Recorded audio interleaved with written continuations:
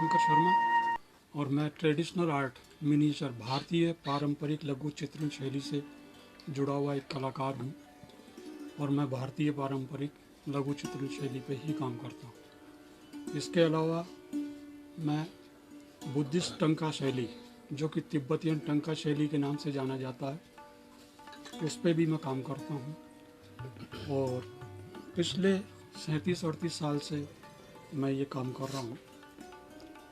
और मैं अपना कुछ अनुभव, कुछ काम आप लोगों के साथ शेयर करूँगा, तो अपन बातचीत करेंगे और कुछ मैं आपको अपनी कला दिखाऊंगा, कुछ अपना जो अनुभव है उसके बारे में बताऊंगा।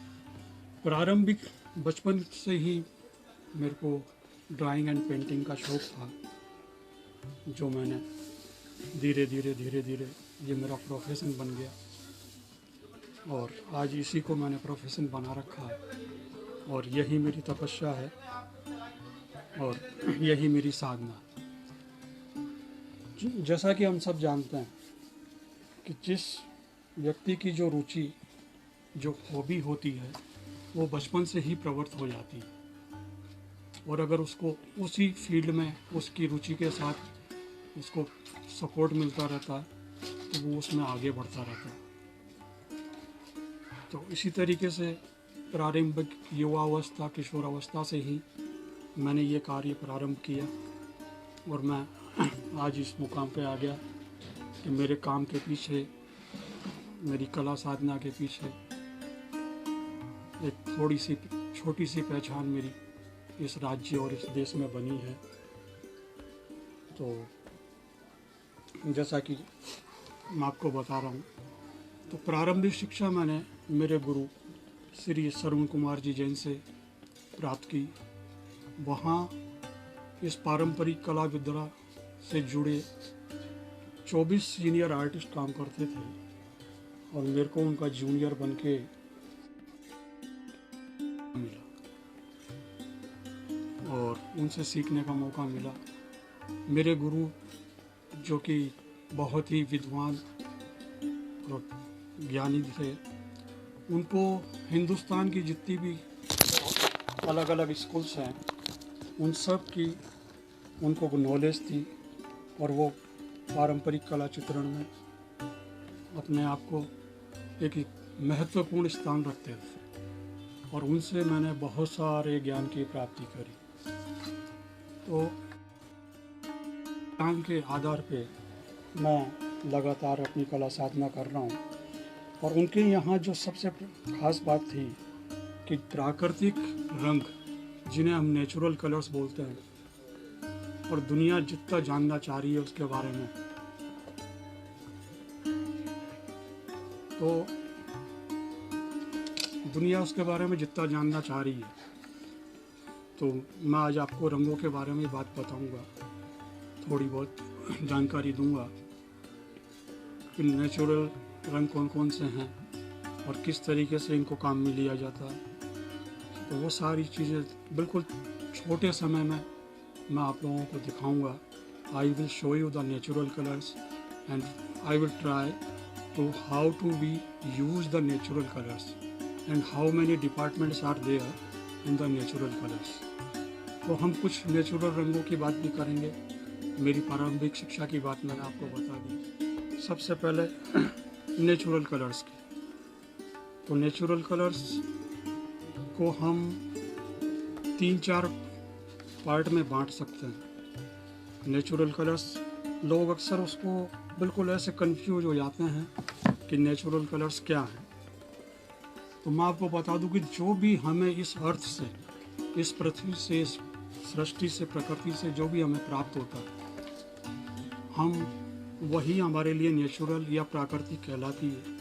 और जो देसी रंग, तो इसका मतलब जो हमारे देश में पाए जाते हैं, उन रंगों को देसी रंग बोला जाता है।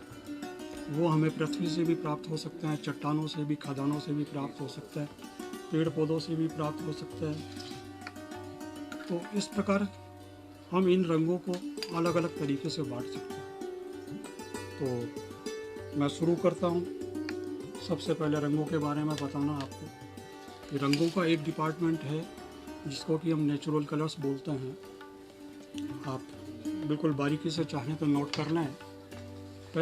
सबसे पहले हम लेंगे मेटेलिक कलर्स, जो हमें किसी भी प्रकार की सख्त धातु जैसे कि सोना, चांदी, रांगा, कांसा, ब्रास, इन चीज़ों से जो हमें प्राप्त होता है उनको मैं मेटेलिक कलर्स बोलता हूँ। पदार्थ से जो कलर्स मिलते हैं, तो जिस तरीके से मैंने आपको बताया सोना, चांदी, तो सोने की छोटी छोटी टुकड़ियाँ बना करके उसकी गोल्ड लीफ बनाई जाती है।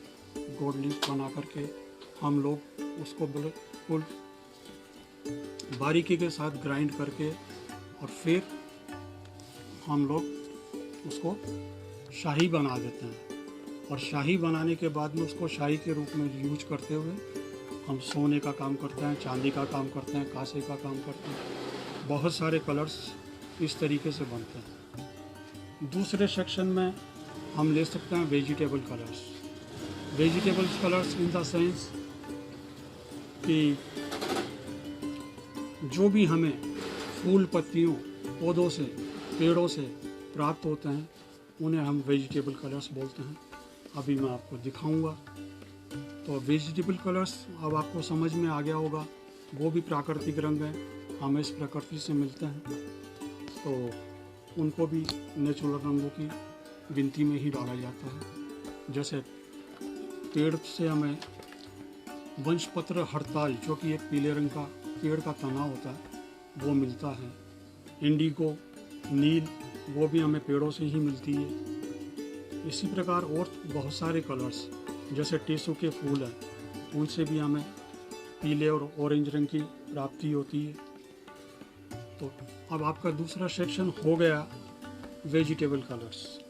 पहला सेक्शन मैंने आपको बता दिया मेटल कलर्स, और तीसरे सेक्शन में अब हम आते हैं स्टोन कलर्स की तरफ। स्टोन कलर्स जो कि हमें पत्थरों से प्राप्त होते हैं।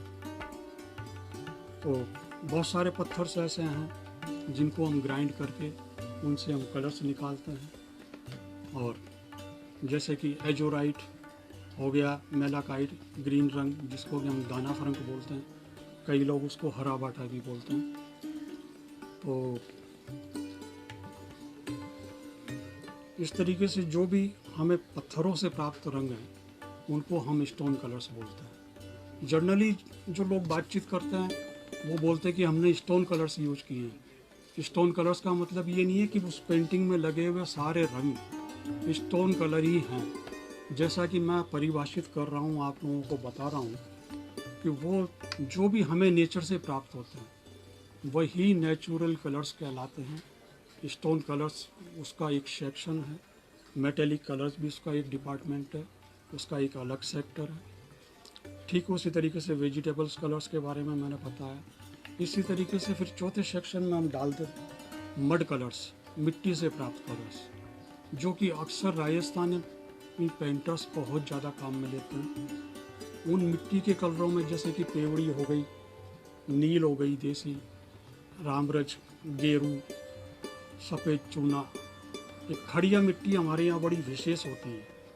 उस खड़िया मिट्टी को हर रंग के साथ यूज किया जाता है, पर वह कंपलसरी भी नहीं है, क्योंकि खड़िया उन रंगों को एक बेस, एक कोटिंग प्रदान करती है। जब हम लोग कलर फिलिंग करते हैं, खड़िया का एक अपना अस्तर होता है, उस खड़िया से उसमें स्मूथनेस आती है। तो इस तरीके से ये मिट्टी के कलर्स, जो कि मड कलर्स के नाम से जानते हैं, आपको अब मैंने 4 सेक्शन के बारे में बता दिया। अब ये 4 सेक्शंस आपके हो गए। इसके अलावा हम एक सेक्शन और एक्स्ट्रा कर सकते हैं, जिसमें कि कई सारे रंग ऐसे हैं जो अलग तरीके से बनाए जाते हैं और उनको इन चारों की गिनती में नहीं लिया जाता। तो काफ़ी रंग ऐसे हैं जो हम खुद बनाते हैं और वो बिल्कुल अलग तरीके से, जैसे कि इंक्स शाही हम बनाते हैं, ब्लैंक इंक बनाते हैं, वो हम सरसों के तेल से, काजल से, जिसको कि काजल का बोलते हैं, तो काजल भी हमारे लिए एक तरीका है। अनार के फूलों से भी जो रंग निकलता है तो वो उसकी हम एक शाही बनाते हैं जो कि वॉयलेट कलर की निकलती है, कभी कभी रेड कलर्स की निकलती है। और वो डिपेंड करता है कि आपका एक्सपीरियंस कितना है, आपको उसको किस तरीके से निकाल रहे हैं। तो यह है उसका एक अपना अलग प्रोसेस और एक तरीका है। फिर कभी अगर आगे वक्त मिला या समय मिला तो हम लोग मिलेंगे तो कोशिश करूँगा कि मैं आप लोगों को रंग बनाने की विधि भी प्रैक्टिकल करके दिखाऊं। अब जैसा कि अब मैं आपको दिखाता हूँ थोड़ा सा।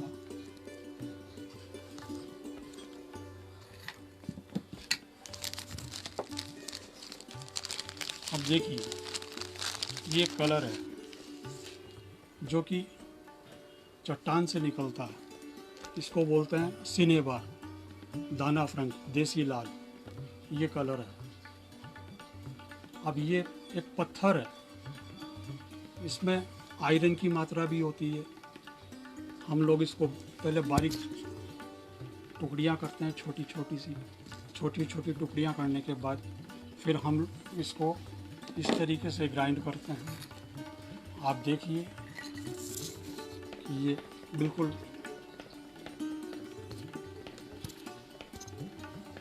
आपको शायद दिख रहा होगा,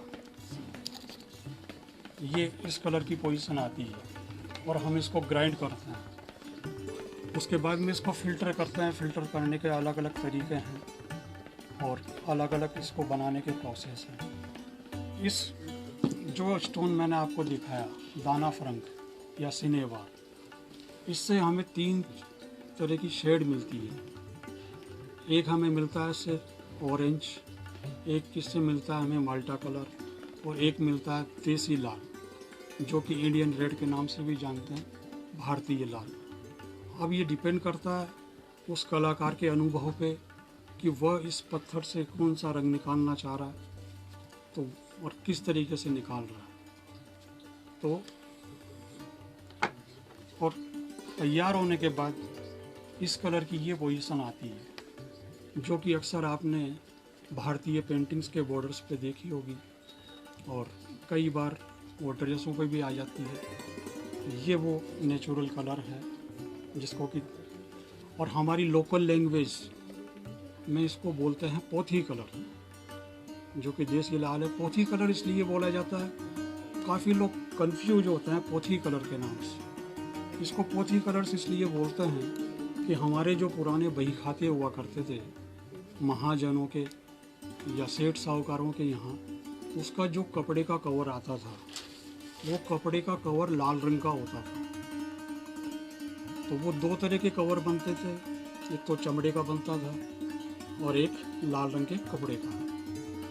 अब चूँकि दोनों का कलर लाल ही होता था इसलिए इसको पोथी कलर के नाम से भी जाने लगा। तो ये पोथी कलर अब आपको मैंने बता दिया। इसी तरीके से हम सभी रंगों को ग्राइंड करते हैं।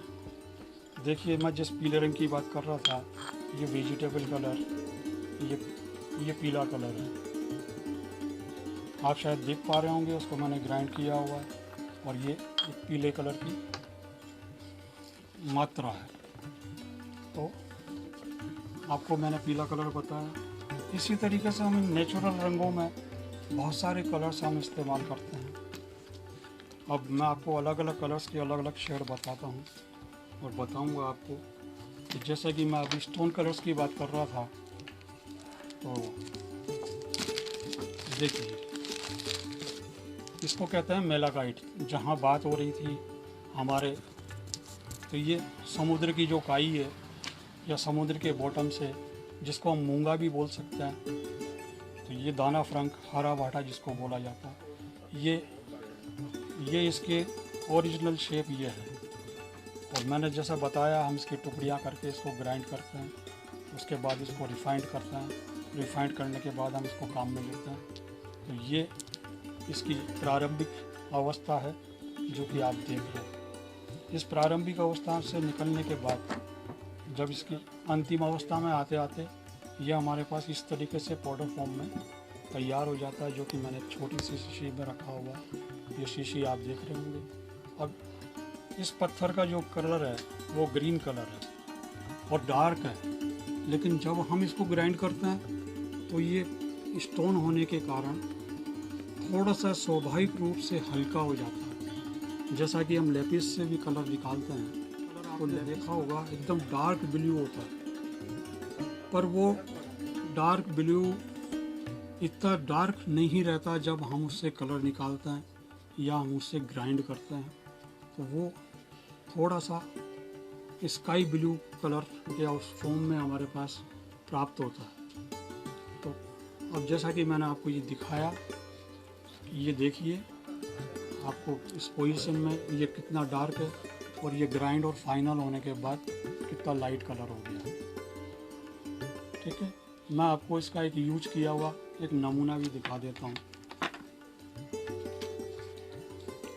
ये मेरी एक पेंटिंग है। अब आप लोग देखेंगे जो कलर मैंने आपको दिखाया, जिसको कि हरा वाटा बोलते हैं, दाना फरक बोलते हैं, मेलाकाइट बोलते हैं, और ये पाउडर फॉर्म में मैंने आपको बता दिया।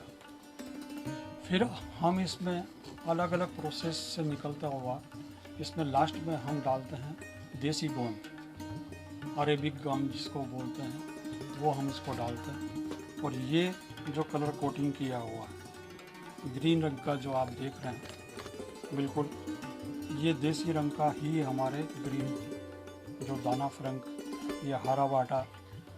और इसी में एक क्वालिटी और हमें कोटा और बूंदी से प्राप्त होती है इसी पत्थर की, उसको अक्सर सीलू के नाम से जाना जाता है।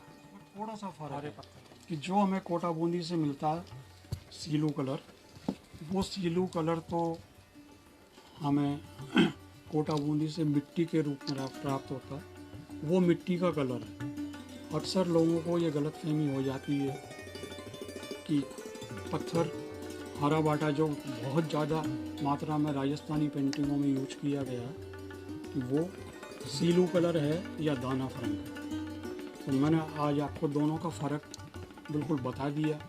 आप बेसिकली इस चीज़ को नोटिस करें कि जो सीलू कलर है, जो कोटा और बूंदी की पेंटिंगों में विशेष तौर से काम में लिया गया है, वो एक मिट्टी का कलर है और ये एक स्टोन कलर या मूंगे का कलर है, दाना फरंग में लगा है। अब इसी तरीके से हम इसमें और आगे बढ़ेंगे तो आप देखेंगे कि मेरे बहुत सारे मेरे पास ऐसे कलर्स हैं। ये आपकी नील, जिसको कि इंडिगो बोला जाता है, ये इंडिगो की शेड है मेरे पास। ये हमारे देसी नील, जिसको कि कोबाल्ट ब्लू बोलते हैं। तो ये देखिए, तो मैं इस तरीके से आप देखेंगे, और जो मैंने अभी आपको बताया था देसी कलर सिनेवार, ये उसका शुद्ध रूप है। देखिए ये उस पाउडर फॉर्म में है। तो ये मैंने इन सब रंगों को एक छोटी छोटी बोतल्स में बच्चों को दिखाने के लिए, उनको समझाने के लिए इन बोतल्स में रखा हुआ है। अब देखिए मैं आपको एक विशेष रंग दिखाता हूँ। इस बोतल में एक कॉटन है और कॉटन लाल रंग की है, तो इसको हम बोलते हैं रुई का लाल। अब ये रुई का लाल कैसे बनता है, इसकी एक अपनी एक विधि है, जो कि लेकर जिसको बोलते हैं लाख, ये लाख से बनता है और उसकी ये क्रीमिशन ब्लड रेड शेड हमको प्राप्त होती है। अब देखिए, मैं अभी आपसे लेपिस की बात कर रहा था, ये लेपिस का कलर है। देखिए अब लेपिस कितना डार्क होता है और ये तैयार होने के बाद में कितनी लाइट फॉर्म में आ गया। अब अक्सर एक प्रश्न उठता कि जब ये लेपिस इस बिल्कुल इतनी हल्की शेप में आ गया, तो डार्क कलर जब हम लगाते हैं और हम जब बोलते हैं कि ये लेपिस कलर इतना डार्क कैसे आया, तो हम उसमें अन्य कलर, अन्य माध्यमों के साथ, जैसा कि मैंने आपको ये इंडिगो दिखाई थी, इसी तरीके से मेरे पास ब्लू की और बहुत सारी शेड्स हैं। तो वो जब हम एक दूसरे में मिक्स करते हैं तो हमें किस स्तर तक, किस कलर को कितना डार्क रखना और कितना लाइट रखना, वो डिपेंड करता है हमारे ऊपर।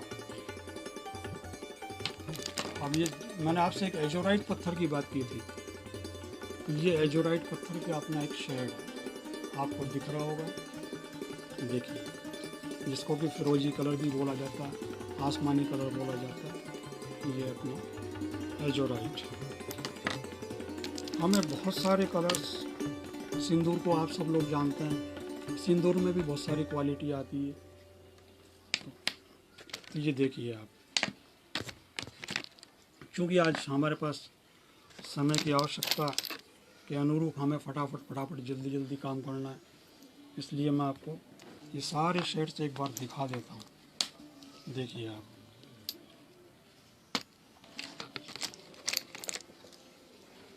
ये देखिए, ये ब्लैक स्टोन है जिसको कि सुरमा भी बोलते हैं, और ये सुरमा हमें ग्रे कलर देगा, ये ब्लैक नहीं देगा।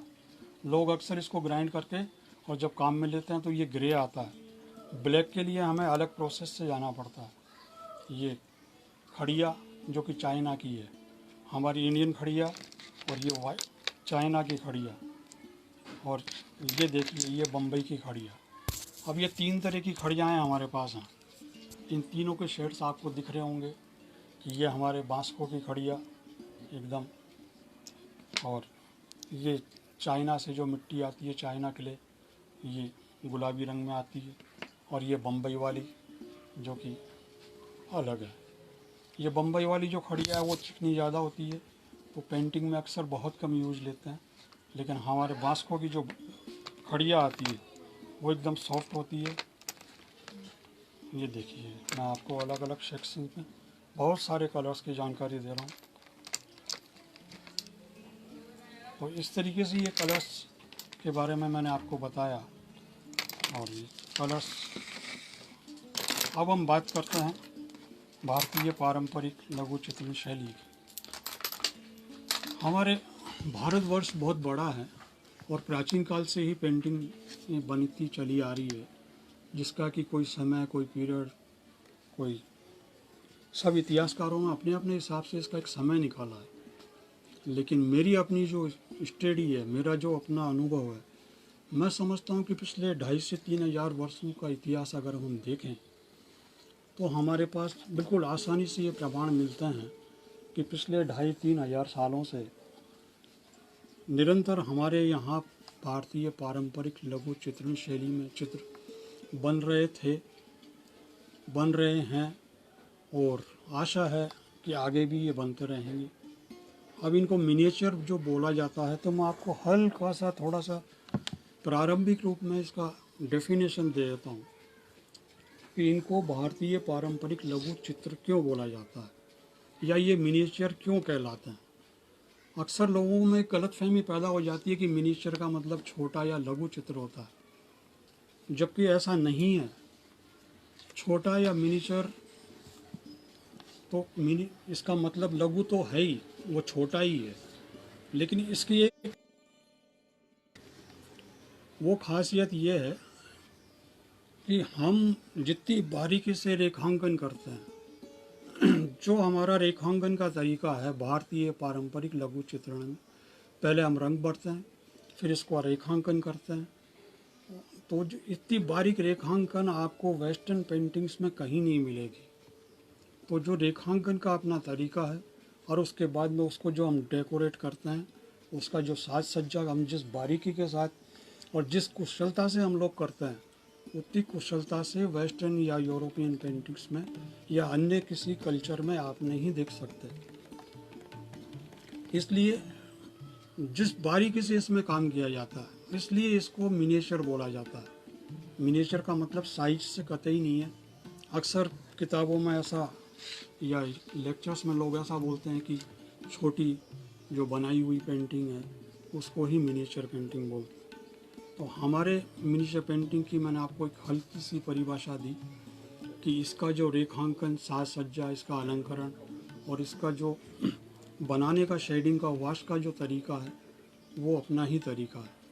वेस्टर्न पेंटिंग्स में 2 या 3 रंगों को लेके और फिर वो लोग वॉश करते हैं और वो उन शेड्स को मिक्स करते हैं। और हमारी जो पारंपरिक लघु चित्रण शैली है उसमें पहले हम एक रंग बेस कलर भरते हैं, उसके बाद में उसको अलग कलर से उसको शेडिंग की जाती है। अब जैसा कि मैं आपको एक नमूना दिखाता हूँ वापस, और आपको बताना चाहूँगा कि देखिए ये पेंटिंग अब हमारे सामने आ रही है। अब इस पेंटिंग में आप देखेंगे कि ये जो बॉटम का जो लाइट ग्रीन कलर भरा हुआ है, ये लाइट ग्रीन कलर देख रहे हैं आप, ये एक सिंगल कलर भरा हुआ है, एक इकलौता कलर। और उसके ऊपर जो ये ग्रीन शेड आ रही है, ये हम ऊपर से करते हैं। ये ऊपर से जो शेड करते हैं, तो इस वजह से अब देखिए, जैसा कि इस हिरन में अगर आप देख सकते हैं, तो इस हिरन में भी एक रंग भरा। एक रंग भरने के बाद में हमने इसको वाइट से फिनिश किया और ब्लू एंड ब्लैक मिलाकर इसको फिनिश किया। तो ये हमारी कि हम एक रंग भरते हैं, दूसरे रंग से उसमें शेड करते हैं, और इस तरीके से हमारी पेंटिंग्स बनाई जाती है, जिसको भी अक्सर लोग टेम्परा बोलते हैं।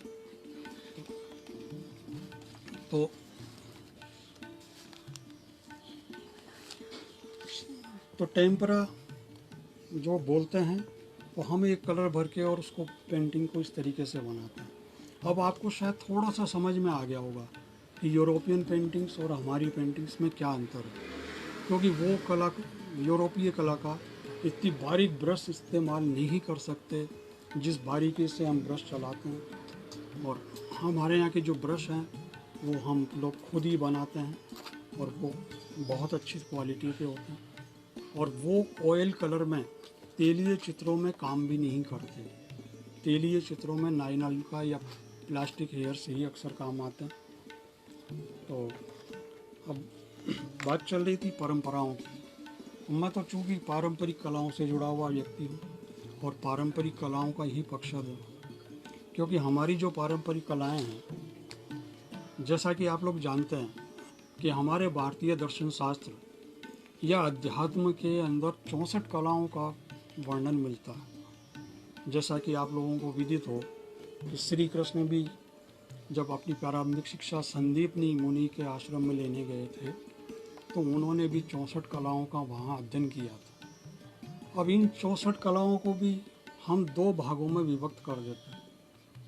उसका पहला पार्ट है ललित कला, और दूसरा जो पार्ट है वो सामाजिक कला या व्यावसायिक कला, समाज उपयोगी कला आप उसको बोल सकते हैं। तो ये जो 5 कलाएं हैं, जो ललित कलाएं हैं, वो हमारी साधना और अध्यात्म का एक अच्छा मार्ग है। वो हमें इन कलाओं के माध्यम से हम सीधा ईश्वर से, सृष्टि से, प्रकृति से या नेचर से अपने आप को रिलेट करते हैं, और वो हमें एक साधक बनाता है। और एक साधक ही अपनी साधना के दम पे इतनी अच्छी तरीके से अपनी कलाओं को पेश करता है।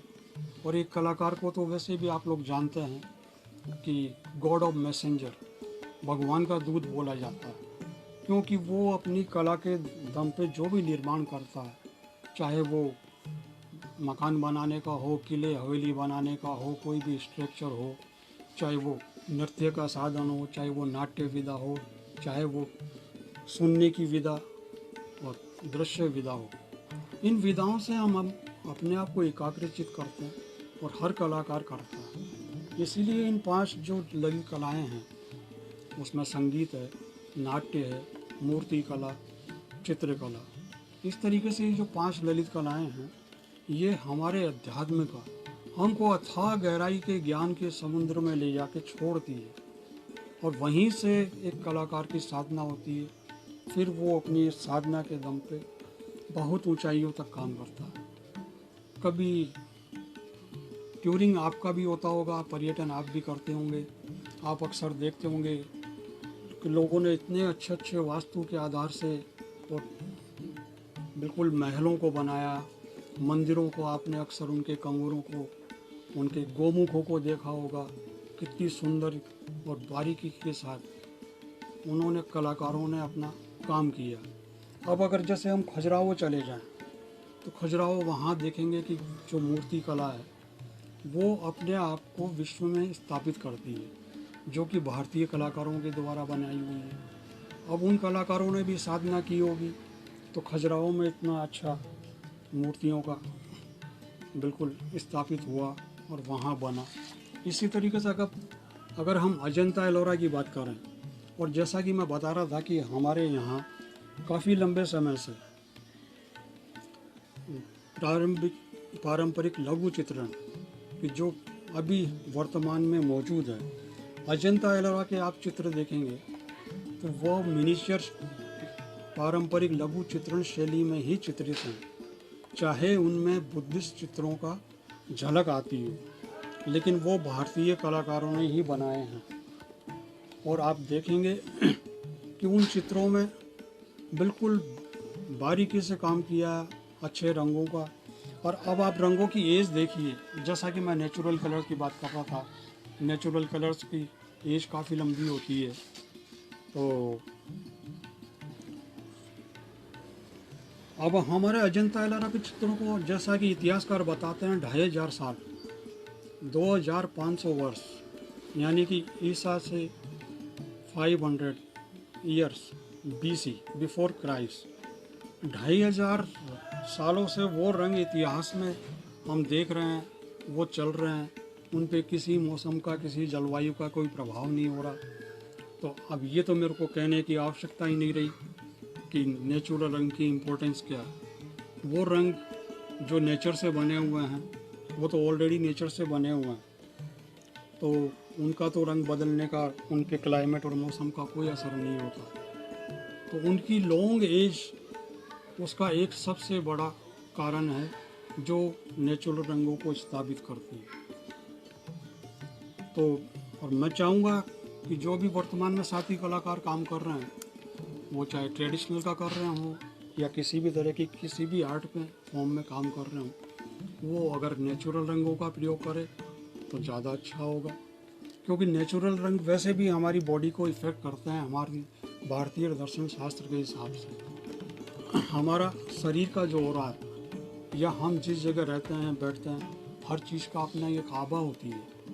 और हमारे वैदिक शास्त्रों में लिखा हुआ है कि रंगों से भी इलाज किया जाता है, या रंग भी अपने आप को या आसपास के जीव, आत्मा, सृष्टि को प्रभावित करते हैं।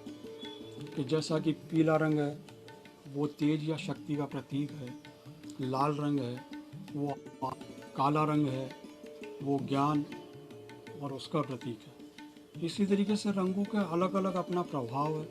तो मैं चाहूँगा कि जितने भी जो साथी कलाकार जो इस वक्त मेरे साथ जुड़े हैं या आगे मेरे को सुनेंगे, वो सब इन रंगों के प्रभाव के बारे में अवश्य जानें। फिर कभी अगर समय होगा तो मैं इन रंगों के प्रभाव को भी आपको बताने की कोशिश करूँगा कि किस रंग का क्या प्रभाव होता है। आज हम बात कर रहे हैं एक चित्रकार की, एक पेंटर की, तो मैं आपको केवल अपनी चित्रकारिता और पेंटिंग के बारे में बात करूँगा। अब हम मिनिएचर की बात कर रहे थे, तो हमारे भारतवर्ष में हर जगह भारतीय पारंपरिक लघु चित्रण, मिनिएचर पेंटिंग का चित्रण हुआ है। और जितने हमारे राज्य हैं, हर राज्य की अपनी एक विशेष शैली होती है। राजस्थानी पेंटिंग में हम बात करें, राजपूती कलम की हम बात करें, तो उसमें जो हमारे 29 तरह की पेंटिंग्स 29 जिलों के हिसाब से पाई जाती है, वो सब डिफरेंट स्टाइल में बनती है। अब जैसे कि हमारे यहाँ कोटा, बूंदी, किशनगढ़, उदयपुर, नाथद्वारा, जयपुर स्कूल, अलवर और बहुत सारे ऐसे स्कूल्स हैं। सबकी अलग अलग पहचान, सबका अपना अपना अलग अलग कलर, सबका बनाने का अपना अपना अलग तरीका। तो जो एक्सपर्ट लोग होते हैं या जो उस पर अध्ययन करते हैं, वो बिल्कुल आसानी से पहचान लेते हैं कि ये किशनगढ़ पेंटिंग है, ये कोटा है, ये बूंदी है। लेकिन जब एक अनजान व्यक्ति देखता है तो उसको पेंटिंग में सुंदरता तो नज़र आती है, पर वो इतनी गहराई से इस चीज़ को सोच नहीं पाता कि इसमें क्या खासियत है, क्योंकि वो उन शैलियों को नहीं पहचानता और कभी कभी थोड़ा सा कंफ्यूज हो जाता है कि इस पेंटिंग का मैंने देखा, इस पेंटिंग में तो आँख मछली की तरह बनी हुई है, और इस पेंटिंग को मैंने देखा, इस पेंटिंग की आँख कोड़ी की तरह बनी हुई है।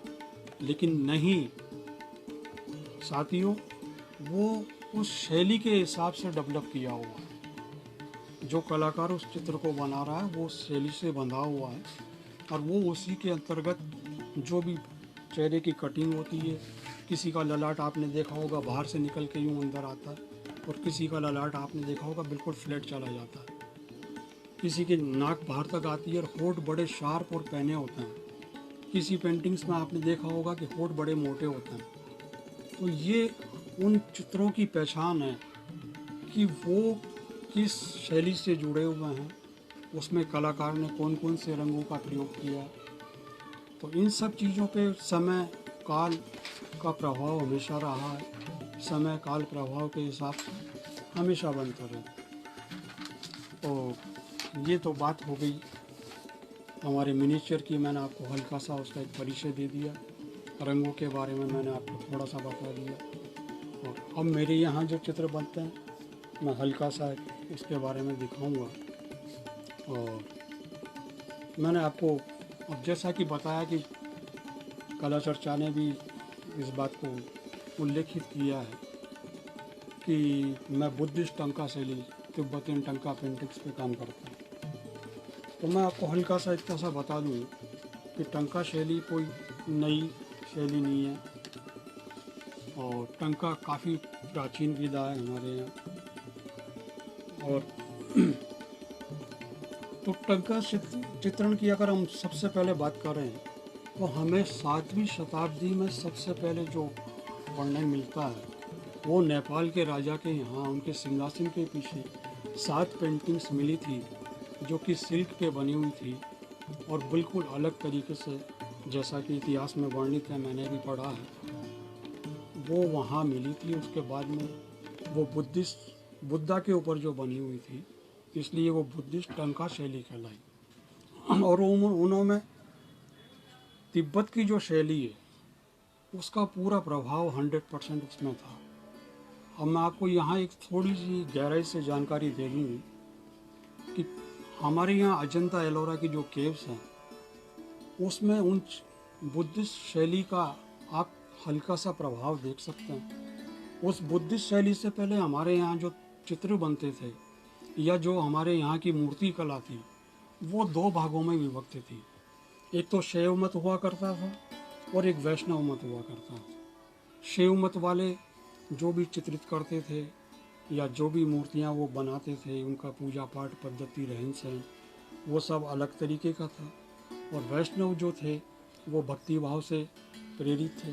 तो उनकी जो कृतियाँ होती थी, चाहे वो मूर्ति कला में हो चाहे वो पेंटिंग में हो, वो हमेशा भक्ति भाव से बिल्कुल स्नेहपूर्ण मुद्राओं में ही ज़्यादा बनती थी। और शैव मत ज़्यादातर चूँकि तामसी प्रवृत्ति से, जैसा कि प्रकृति में 3 तरह की प्रवृत्ति है, रजो, सतो और तमो, उस आधार पे शिव से संबंधित जो भी बना शैव मत में वो तामसी प्रवृत्ति का बना। तो और जो वैष्णव काल में बना वो भक्ति भाव से भरपूर स्नेहपूर्ण चित्र बने। वैसी ही उनकी मूर्तियों में मुद्राएं देखने को मिलती है। अब हम पारंपरिक चित्रों की बात करते हुए मैं आपको टंका के बारे में बता रहा था। तो 5वीं, 6वीं, 7वीं शताब्दी में हमारे यहाँ उन चित्रों का निर्माण होता था। फिर उसके बाद कट्टरपंथियों के या धर्म के ठेकेदारों के बीच में आपसी युद्ध हुआ। उस युद्ध के कारण, आपसी कलह झगड़ा होने के कारण या विवाद होने के कारण वो युद्ध बढ़ा।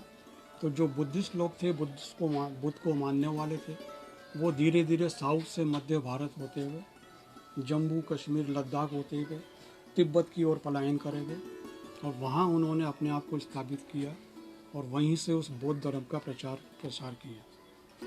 लेकिन उनकी जो साधना और तपस्या थी कलाओं के रूप में, वो कला चाहे किसी भी रूप में हो, उन्होंने अपनी परंपराओं को, अपने दर्शन शास्त्र को या हमारी जो वैदिक ज्ञान था वो उससे भटके नहीं और आज तक भी उन्होंने उस चीज़ को पकड़ के रखा है। मेरे को इस बात की बड़ी खुशी होती है कि हम भारतीय कलाकार तो फिर भी नए नए प्रयोग और नई नई कलाओं को अपना रहे हैं, लेकिन उन लोगों ने अभी तक उस वैदिक काल की रीति को अपनाया हुआ है।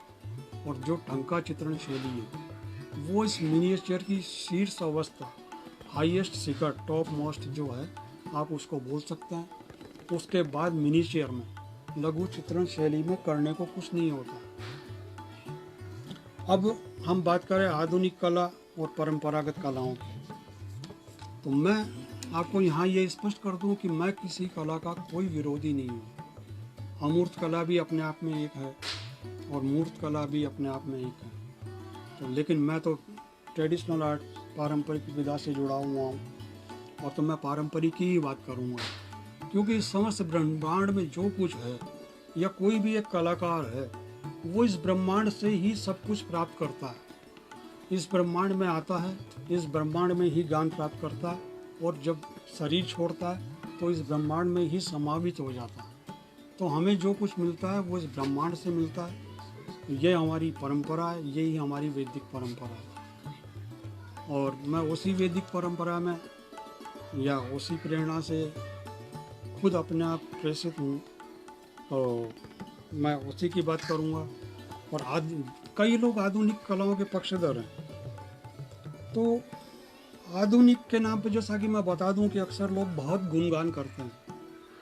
वो गुणगान चाहे विंची का हो या मैं और कोई नाम नहीं लेना चाहता, पिकासो का हो, तो मैं आपको एक बात बता दूं कि जितनी दूरदर्शिता हमारे पारंपरिक चित्रकारों में है,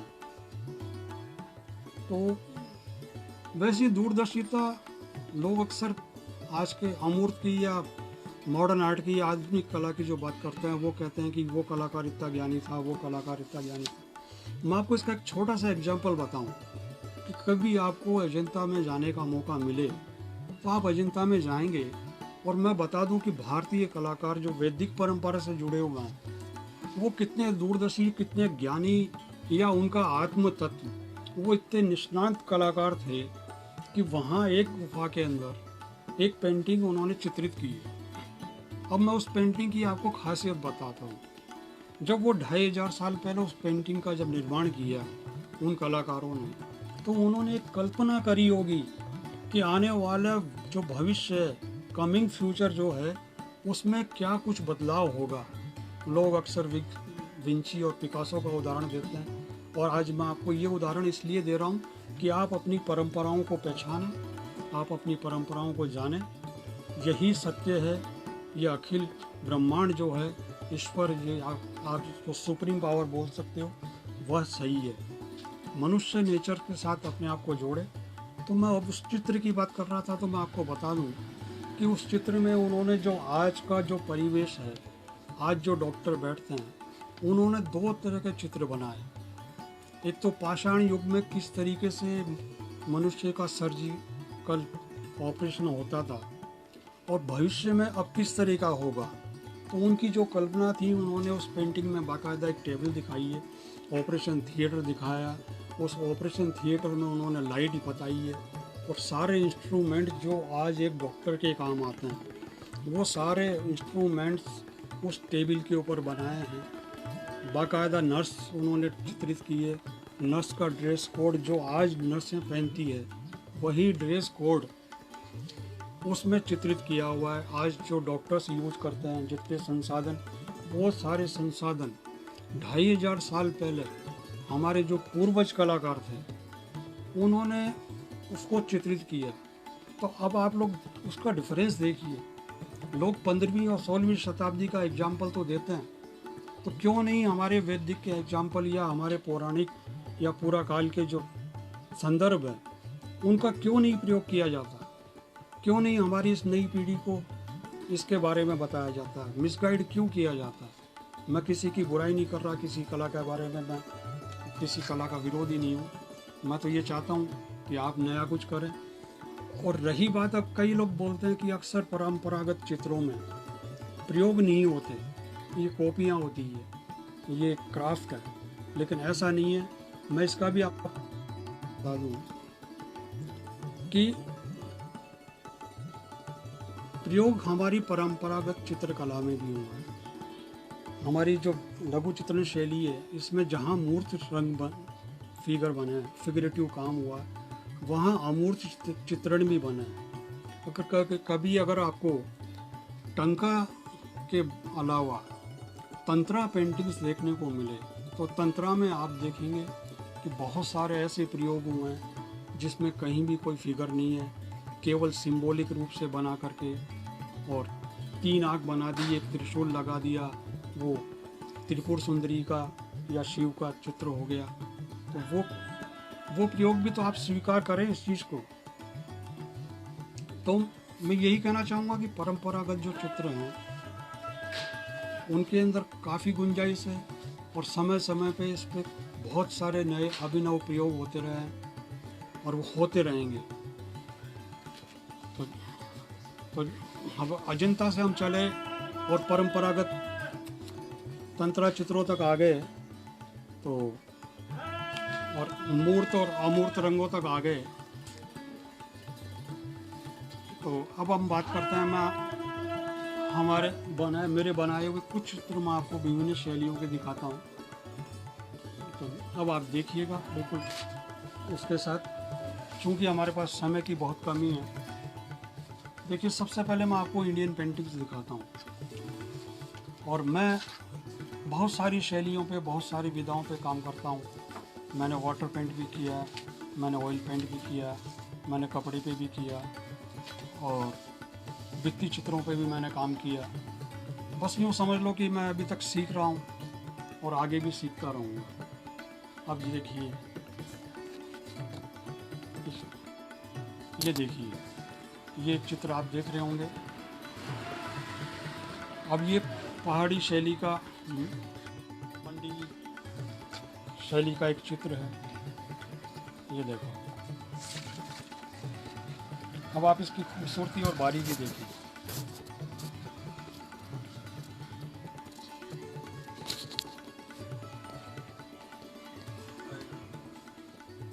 अब ये देखिए, ये मेवाड़ शैली का एक चित्र।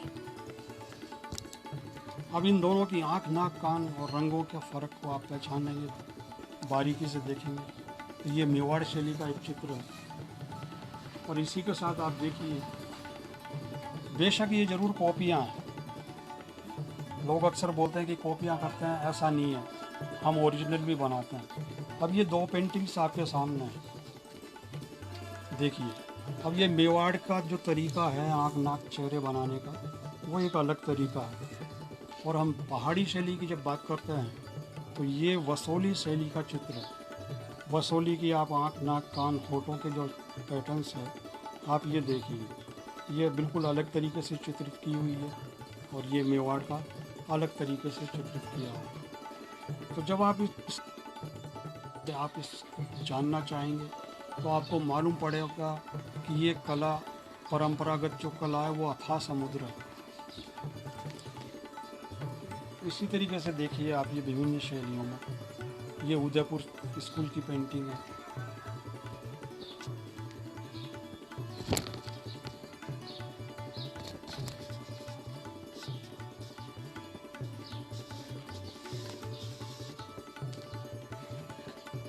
यूँ तो पेंटिंग्स तो काफ़ी हैं,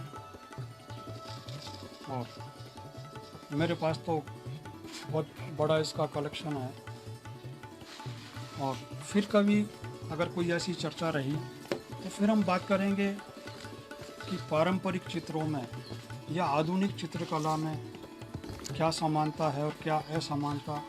मेरी बातों से आपको काफ़ी कुछ तो समझ में आ गया होगा। फिर कभी अगर समय हुआ तो हम अवश्य इसकी और चर्चा करेंगे।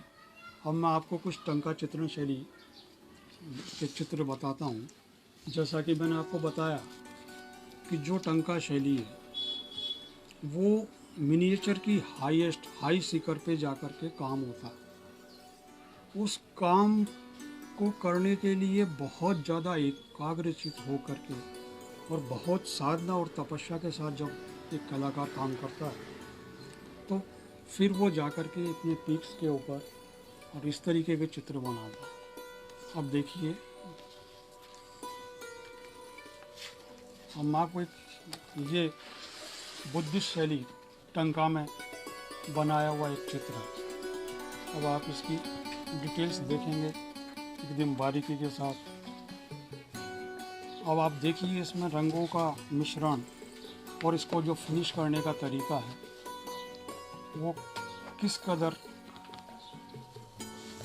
अब आप सोचिए कि इस तरीके की जो पेंटिंग्स हैं तो ये कला जो है वो हर कलाकार से, हर आर्टिस्ट से साधना समय चाहती है, उसका आत्म अवलोकन करवाती है। तो एक लंबा समय इस कला के लिए चाहिए, जो कि आज की पीढ़ी एक लंबा समय नहीं देना चाहती है और इस कला से दूर जा रही है। वो केवल फटाफट पेंटिंग्स, जिनको कि मैं बोलता हूँ मॉडर्न आर्ट, वो 2 घंटे में कैनवास, 4 घंटे में कैनवास बना करके और निकल जाना चाहते हैं। आप लोग समझ सकते हैं कि 2 घंटे में, 4 घंटे में एक अच्छी कृति का निर्माण नहीं हो सकता जब तक कि आप उसका गहन अध्ययन नहीं करेंगे, उसको बिल्कुल आत्मा से नहीं अपनाएंगे, तब तक। अब आप देखिए, मैं आपको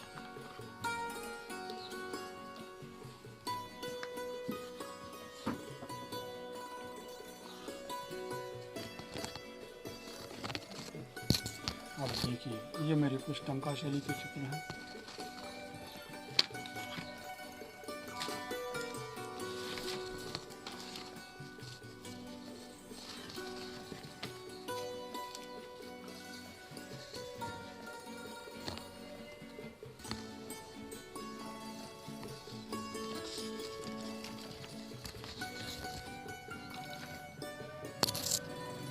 अब जो मैंने अभी आपको 3 चित्र दिखाए वो महासिद्धा पे बने हुए हैं, और ये योगिनियाँ, जैसा कि हमारे यहाँ वर्णित है, 9 नाथ हैं, 84 सिद्ध हैं और 64 योगिनियाँ हैं। तो उसमें से ये एक योगिनी है जिसको कि हम वज्र योगिनी के नाम से जानते हैं। तो अब आप इसकी देखिए कितनी बारीकी के साथ और कितना लंबा समय इसको बनाने में लगता है। ये कलाकार की साधना अपने आप इस चित्र में बताती है, कलाकार को कहने की ज़रूरत नहीं पड़ती है।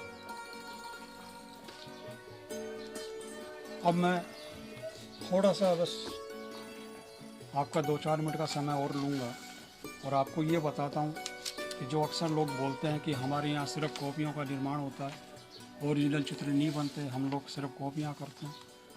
तो चलिए मैं आपको थोड़ा सा मिनिएचर का, जैसा कि पूर्व में आपने देखा कि मेरे एक साथी कलाकार ने आपको बताया था कि सबसे पहले हम वसली लेते हैं और खड़िया लेते हैं और वसली का कोटिंग हम करते हैं। तो देखिए,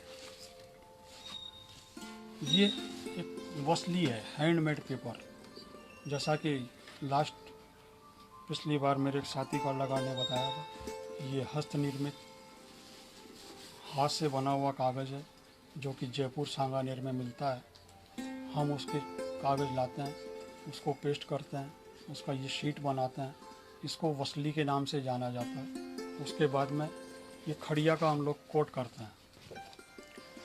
अब ये खड़िया का कोट करने के बाद वसली इस तरीके की हो गई है, आप देख पा रहे हैं। अब बात उठती है कि हम ट्रेस करते हैं या हम कॉपी करते हैं। इसमें अलग अलग मत, अलग अलग बातें, अलग अलग भ्रांतियाँ काफ़ी जगह हो चुकी। लेकिन मैं आपको बताऊं कि चूंकि हमें एक फिक्स साइज़ के ऊपर निर्माण करना होता है, हमें एक फिक्स साइज़ के ऊपर जाना होता है, तो उसके लिए अगर हम, जैसा कि मैंने आपको दिखाया कि इस शीट के ऊपर अगर मैं स्केच कर लूँगा और कलर फिलिंग कर लूँगा तो वो सारा स्केच तो उसमें दब जाएगा। लेकिन हमें तो जो स्केच मैंने किया वही स्केच वापस पुनः चित्रित करना होता है और उसके भाव भंगिमा नहीं बदले, इस कारण हम उसका ट्रेस करते हैं। या उसका साइज छोटा बड़ा नहीं हो, जो साइज में मैं चित्रित करना चाहता हूँ उसी साइज में बनाने के लिए हम उसको क्या करते हैं, ट्रेस करते हैं। अब जैसा कि मैं आपको बता दूँ, अब ये एक स्केच है जो कि अभी प्रारंभिक अवस्था में है, मैंने किया है। आने वाले समय में इसका चित्र बनेगा। ये एक पौराणिक कथा के ऊपर है और मैं आपको इसकी एक अवस्था बता दूं। अब आप देखेंगे, देखिए ये एक स्केच है जो मैंने किया। तो पहले ये एक स्केच बना, स्केच बनने के बाद में हमने इसको ये ट्रेस किया है, ये इसका ट्रेस है, देखें आप। फिर इस ट्रेस को हमने इस वसली पे यहाँ लगाया। अब आप इसको कॉपी बोलेंगे या मूल बोलेंगे, ये आप पहचानें। और ये इस अवस्था में आ जाता है। इस अवस्था में आने के बाद मैं आपको एक और बताता हूँ। ये देखिए, अभी एक चित्र मेरे यहाँ बन रहा है। देखिए, जैसा मैंने आपको दिखाया कि पहले मैंने ये स्केच किया और स्केच करने के बाद में मैंने इसको ट्रेस किया। ट्रेस करने के बाद में कई अवस्थाओं से गुजरते हुए ये इस अवस्था में आ गया और ये बनने को तैयार है। फिर ये चित्र बनेगा। देखिए, इसी तरीके से देखिए, अब ये एक चित्र है। अब देखिए, एक चित्र ये है। पहले ये मैंने एक स्केच किया और अगर आप इसमें देख रहे हैं तो कुछ लाइंस और इसमें अलग से पेंसिल से ड्राइंग की हुई है।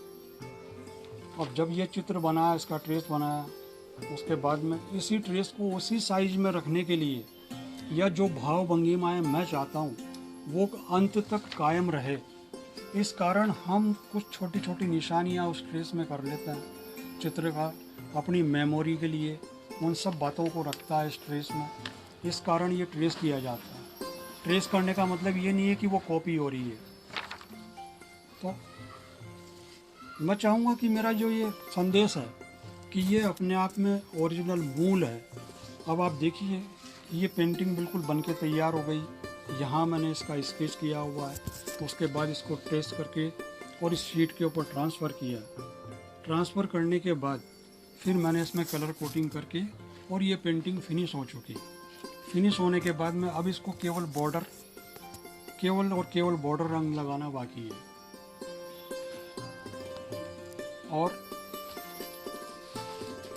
अब ये देखिए, ये बॉर्डर रंग मैंने लगा दिया। ये देखिए, अब ये बॉर्डर रंग लगने के बाद ये इस अवस्था में आ गया। इसी तरीके से इसका भी स्केच बिल्कुल बन के तैयार है। हाँ, ठीक है, हो सकता है कि कुछ मेरे साथी कलाकार कॉपियाँ करते हैं या कहीं से कोई सब्जेक्ट उठा करके उसमें से थोड़ा सा तोड़ मरोड़ के और एक नया सब्जेक्ट बना लेते हैं, तो वो भी मैं तो उसको अपने आप को एक कला मानता हूँ। तो आज आपको मैंने जितना समय था उस हिसाब से काफ़ी कुछ मैंने आपको समझाया, बताया और दिखाया। तो अगर आप और टंका शैली के बारे में या बुद्धिस्ट शैली के बारे में जानना चाहते हैं या आप चाहते हैं कि हम मूर्त अमूर्त, आधुनिक, मॉडर्न और पारंपरिक चित्रों की ओर व्याख्या करें, तो मैं चाहूँगा इसके लिए तो एक अलग से डिबेट और एक अलग से सेशन होना चाहिए। क्योंकि आज तो एक कलाकार का अपना एक परिचय, एक अनुभव था, वो मैंने एक प्रयास किया छोटा सा कि मैं आपको अपने बारे में, अपने अनुभव के बारे में इस कला यात्रा में थोड़ा सा कहीं लेके चलूं। तो फिर कभी अगर समय हमें इजाज़त देगा या आप लोग चाहेंगे तो आप कला चर्चा ग्रुप में डालिए, तो हम कभी बुद्धिस्ट टंका शैली की बात करेंगे। और इस छोटे से एक प्रयास में मेरे से कहीं कोई गलती हुई हो तो मैं उसके लिए क्षमा प्रार्थी। आप लोग उसको बिल्कुल दिल से नहीं लगाएंगे, एक छोटा सा साधक, छोटा सा पेंटर समझ के आप उसको बाहर निकाल देंगे। आप लोगों ने जो समय दिया, आप लोगों का सबका स्वागत, उसके लिए बहुत बहुत आभार। और इसी के साथ अब मैं आप लोगों से इजाज़त चाहूँगा और धन्यवाद आप सब।